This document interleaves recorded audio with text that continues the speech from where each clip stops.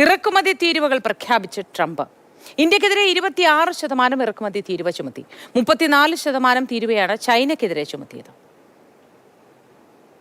The tariffs will be not a full reciprocal. I could have done that, yes, but it would have been tough for a lot of countries who didn't want to do that. I'd like to see the chart if you have it.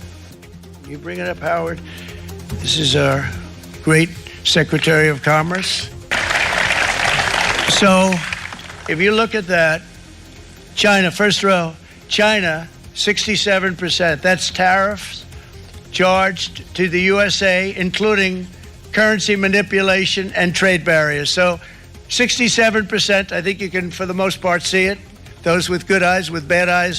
We didn't want to bring, it's very windy out here, we didn't want to bring out the big charts because it had no chance of standing. Fortunately, Ashwajith ചേരുന്നു കൂടുതൽ വിവരങ്ങളുമായി നമുക്കൊപ്പം. Ashwajith, good morning.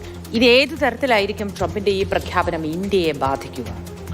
Moti, good morning. നമ്മൾ പകരത്തിന് പകരം എന്നൊക്കെ പറയാറുണ്ടല്ലോ, അത് ഏതാണ്ട് അതിന് സമാനമായിട്ട് തന്നെയാണ് ഇവിടെ നടന്നിരിക്കുന്നത്. കാരണം കഴിഞ്ഞ ഈ ട്രംപ് രണ്ടാമത് അധികാരത്തിലെത്തിയപ്പോൾ മുതൽ പറയുന്നതാണ് അമേരിക്കൻ ഉൽപ്പന്നങ്ങൾക്ക് അധിക തീരുവ ചുമത്തുന്ന രാജ്യങ്ങൾക്കൊക്കെ അതേ നാണയത്തിൽ തന്നെ മറുപടി നൽകുമെന്നത്. ഇന്ന് കഴിഞ്ഞ ദിവസമാണ് ആ പ്രഖ്യാപനം ഔദ്യോഗികമായി പുറത്തു വന്നത്. ഇന്ത്യക്ക് മേൽ 26% ഇറക്കുമതി തീരുവയാണ് ഇപ്പോൾ പ്രഖ്യാപിച്ചിട്ടുള്ളത്. അതായത് ഇന്ത്യൻ ഉൽപ്പന്നങ്ങൾ അമേരിക്കയിൽ എത്തുമ്പോൾ ഇനി അവിടെ 26% ടാക്സ് കൊടുത്തു വേണം അമേരിക്കയിൽ അത് ഇറക്കുമതി ചെയ്യാൻ. അത് തീർച്ചയായിട്ടും ഇന്ത്യൻ ഉൽപ്പന്നങ്ങളുടെ ഒരു കയറ്റുമതി സാധ്യതയാണ് വലിയ തോതിൽ ബാധിക്കുന്നത്. നിലവിലെ ഒരു നിഗമനം അല്ലെങ്കിൽ നിലവിലെ ഒരു കാൽക്കുലേഷൻ പ്രകാരം ഏതാണ്ട് ഒരുപക്ഷെ 5000-ലേറെ കോടിയുടെ ബിസിനസ് ഇന്ത്യൻ വിപണിക്ക് 5000-ലേറെ കോടിയുടെ ബിസിനസിന്റെയൊക്കെ നഷ്ടം വന്നേക്കാമെന്ന തരത്തിലൊക്കെയാണ് റിപ്പോർട്ടുകൾ പുറത്തു വരുന്നത്. മോദി ചോദിച്ച പോലെ തന്നെ ഇന്ത്യയിൽ നിന്നുള്ള ഉൽപ്പന്നങ്ങൾക്ക് അധിക തീരുവ അല്ലെങ്കിൽ 26% തീരുവ അമേരിക്ക ഈടാക്കുന്നതോടുകൂടി തന്നെ ഇന്ത്യയിൽ നിന്നുള്ള വസ്ത്ര വ്യാപാര രംഗത്ത്, ഒപ്പം തന്നെ സ്റ്റീൽ കയറ്റുമതി, ഇലക്ട്രോണിക്സ് രംഗത്തുള്ള ഉൽപ്പന്നങ്ങളുടെ കയറ്റുമതി ഒക്കെ തന്നെ വലിയ തോതിൽ ബാധിക്കാനാണ് ഇടയുള്ളത്.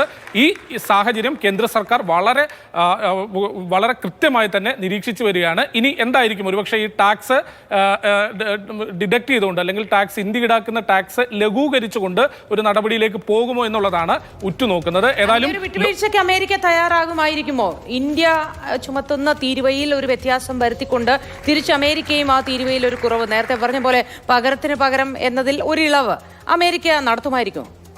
ഒരുപക്ഷെ ഈ ട്രംപ് കഴിഞ്ഞ ദിവസം വ്യക്തമാക്കിയത് മോദി തൻ്റെ നല്ല സുഹൃത്താണ്, പക്ഷേ ഇന്ത്യ അമിതമായി ടാരിഫ് ചുമത്തുന്നു എന്നതുകൊണ്ടുകൂടിയാണ് ഇത്തരത്തിലേക്കൊരു തീരുമാനത്തിലേക്ക് എടുക്കാൻ നിർബന്ധിതരായത് എന്നാണ് അമേരിക്കൻ പ്രസിഡന്റ് കഴിഞ്ഞ ദിവസം പറഞ്ഞത്. അതുകൊണ്ട് ഇനി ഒരുപക്ഷെ ഇന്ത്യ ഏത് തരത്തിലായിരിക്കും ഇതിനുള്ള ഒരു നീക്കം? ഒരുപക്ഷെ ഈ അമേരിക്കൻ ഉൽപ്പന്നങ്ങൾക്ക് ഇന്ത്യ ചുമത്തുന്ന ടാക്സ് 52% നിലവിൽ ഇന്ത്യ ചുമത്തുന്ന ടാക്സ്, അത് കുറയ്ക്കുമോ അല്ലെങ്കിൽ കുറച്ചാൽ ഇനി അമേരിക്ക എന്ത് അടുത്ത നിലപാടെടുക്കുമെന്നൊക്കെ കണ്ടു തന്നെ അറിയേണ്ടി വരും. ഏതായാലും ലോകത്ത് ഈ കഴിഞ്ഞ ദിവസം അമേരിക്ക പ്രഖ്യാപിച്ച ഈ ടാരിഫ് റേറ്റുകൾ വലിയ മാറ്റമാണ് ആഗോള വിപണിയിൽ തന്നെ വരാനിരിക്കുന്നത്. ഇനി അടുത്ത ദിവസങ്ങളിൽ അല്ലെങ്കിൽ അടുത്ത മണിക്കൂറുകളിലൊക്കെ തന്നെ ഈ പ്രഖ്യാപനത്തിന്റെ ഒരു ചലനം എങ്ങനെയാണെന്ന് മനസ്സിലാക്കാം. ഒരു കാര്യം കൂടെ പറഞ്ഞ് അവസാനിപ്പിക്കാം. ഈ ടാരിഫ് റേറ്റുകളിൽ ഏറ്റവും കൂടുതൽ ഇപ്പോൾ ചുമത്തിയിട്ടുള്ളത് ചൈനയ്ക്കാണ്. 34%. അതായത് ചൈനീസ് ഉൽപ്പന്നങ്ങൾ അമേരിക്കയിൽ എത്തുമ്പോൾ 34% ടാക്സ് അവിടെ ഈടാക്കും. അത് തൊട്ട് താഴെ ഇന്ത്യ 26%, ഒപ്പം ജപ്പാൻ, അമേരിക്കയുമായി നല്ല വ്യാപാര ബന്ധമുള്ള രാജ്യമാണ് ജപ്പാൻ, അല്ലെങ്കിൽ കൂടുതൽ ഉൽപ്പന്നങ്ങൾ അങ്ങോട്ടേക്ക് ഇറക്കുമതി ചെയ്യുന്നുണ്ട്, അവർക്കും 24% ഈടാക്കിയിട്ടുള്ളത്. താരതമ്യേന കുറവ് യു കെക്കാണ്. 10% മാത്രമാണ് യു കെയിൽ നിന്നുള്ള ഉൽപ്പന്നങ്ങൾ അമേരിക്കയിൽ എത്തുമ്പോൾ കൊടുക്കേണ്ടത്.